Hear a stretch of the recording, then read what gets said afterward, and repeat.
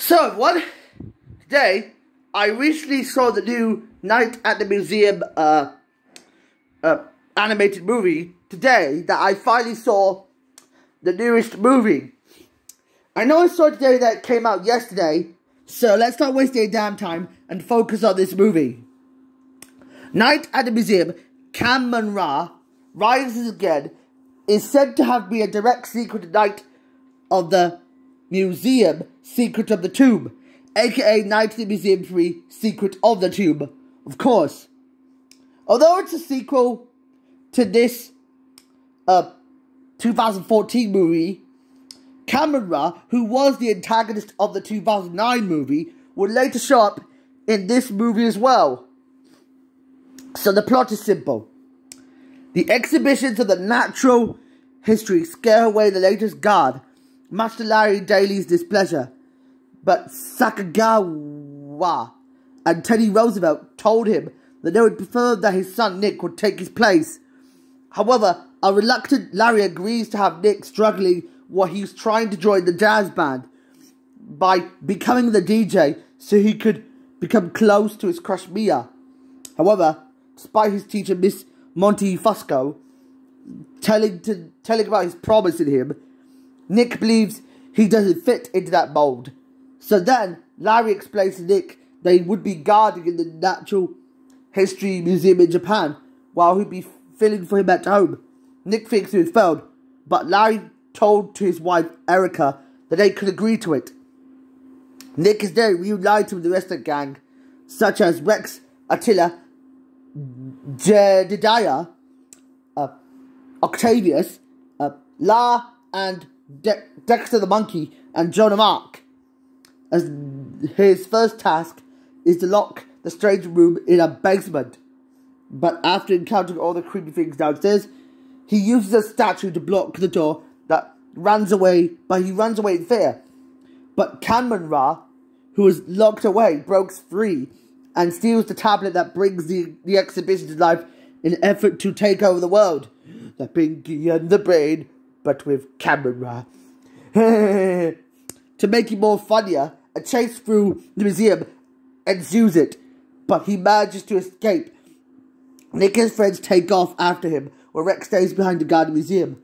While outside, Joan has been interested in showing her that Cameron is headed to the Museum of Natural Art when an exhibition to the Temple of Dender is being held, while he's using that temple to destroy it. However, the group catch up Cameron as they chase him through the art museum. As backup, he summons the god of chaos, Seth, who uses his powers to keep the heroes at bay. But they find the painting that leads to ancient Egypt with it. With only a couple hours until sunrise, Nick and his friends enter the painting as well. While traversing the Nile, Nick begins to feel hopeless as Cameron's escape was his fault, but the group give him encouragement. They eventually arrive at Dender to avoid a series of traps that they reach Seth and Cameron, who plan to use the tablet. This time, they play 3 notes to unleash the Egyptian army of jackals on them. But a fight in the temple ensues, with Nick finally overcoming his insecurities, and he plays the notes in reverse, causing the tablet to be sucked away, to suck away the jackals. But Seth and Cameron, along with Nick, have to escape with the help of his friends.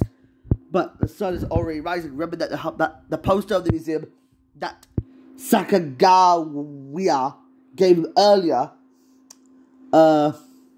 they use it to head back home just in time. Nick finally gets confidence in himself to try out for the jazz director again.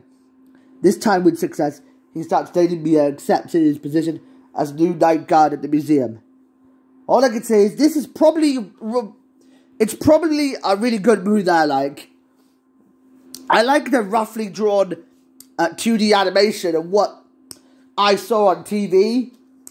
I know the 2D animation is reminiscent to that of Star Trek Lower Decks, and the characters are quite fun to be with, and the writing is pretty unique. Some might describe it as some sort of out-to-date sequel to Night at the Museum 2.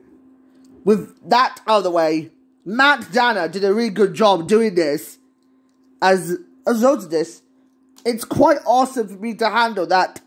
Despite the voice acting being fun, I'd love this movie. And I personally give this movie, like, maybe I've done the pros, but the cons, I'm guessing there were loads of characters who originally appeared in live action films now are nowhere to be found. But, yeah, the character Cameron returned to show up as an unexpected villain.